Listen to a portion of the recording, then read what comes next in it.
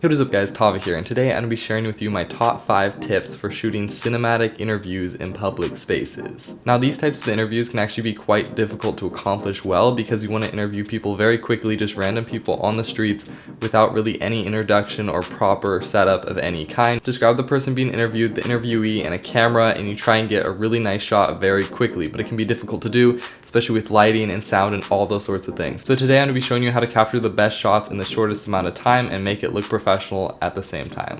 In this video, I'm only going to be covering tips for the camera person shooting the actual video and interviews, but there are some things you need to keep in mind as the interviewer, like asking if it's okay to actually film the people that you're wanting to interview. So those are just some things you have to keep in mind, but this video is just on the camera aspect. So my first tip is on lighting, and obviously if you're in a public space, it's not going to be possible to bring in a big light and light your scene nicely like you would in a controlled interview environment. So what this means for lighting is that you want to be as discreet and quick moving as possible, so you don't have an option to set up lights of any kind. So you really have to take advantage of what's already there for you, which of course is the sun.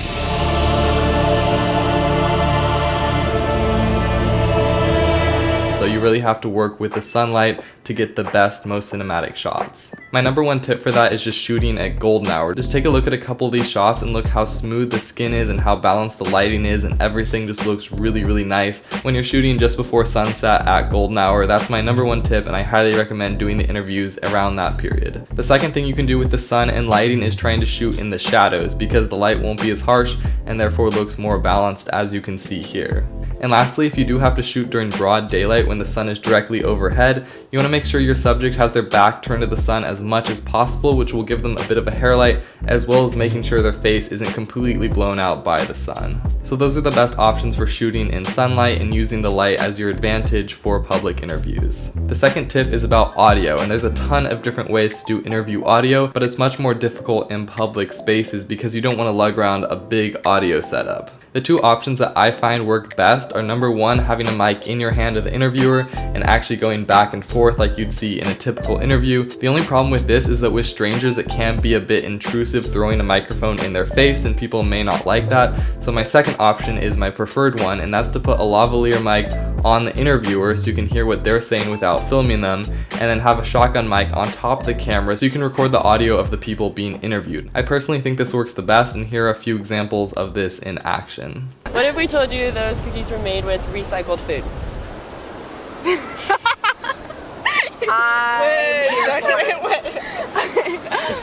Wait, like, I'm still gonna say. So guess how would we use food waste? How would we make cookies with food waste? You grind it up and put it in the batter? I think about like restaurants that have to get rid of the food. Just whatever people don't eat and throw away that goes to waste. I don't know. The one thing you have to keep in mind though with the microphone on top of the camera is that you want to be relatively close to your subjects so you can capture that good audio directly from them to the camera. My third tip is about the type of camera and lenses you should be using to shoot these interviews. Although it varies on what project the interviews are for, in general it's not great to be lugging around a giant camera to shoot these very quick and public interviews. Again, a big camera could seem intrusive to people just walking along their street going to their day-to-day things, and you really don't want to intimidate the people that you're interviewing. So my biggest tip for this is just to keep your camera set up light so you can move very easily and it doesn't get heavy in your hands as you're going from place to place. So honestly, just a little mirrorless camera can work great for a lot of these interview situations. And then the lenses on your camera really vary and can depend on what you're trying to capture, but from my experience, having a wide angle lens helps a lot, especially if you have the microphone on top of the camera, so you can just get close to your subjects and record good audio while still keeping them in frame. But of course, having a shallow depth of field always makes things seem more cinematic and professional, so that's just something you can keep in mind and work with depending on what you want to capture.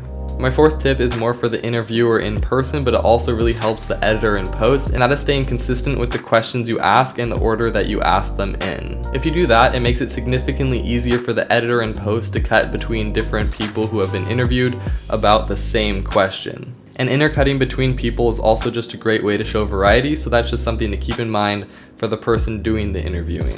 And my fifth and final tip is about the framing on your shots. There are several ways to go about this, but like normal sit-down interviews, my favorite type is the 45-degree angle. So you have the person being interviewed, the interviewer, and then the camera off 45 degrees shooting a great angle, on the side of their face. Personally, I just think it looks the best and most professional. However, because this is a public interview and not the traditional setup, you have a lot more freedom on how you want to shoot your scenes. So another framing I like to have is the subject and the interviewer in the same shot, and I think that looks really cool just to show the conversation between the two people. These types of interviews can be very difficult to shoot, but they also present a lot of creative opportunities that you wouldn't find in traditional interview setups. If you want to watch the full video whose clips I referenced in this video, click the link up here. But anyway, that's it for today. If you like this video, be sure to like, share, and subscribe, and I'll see you all next time.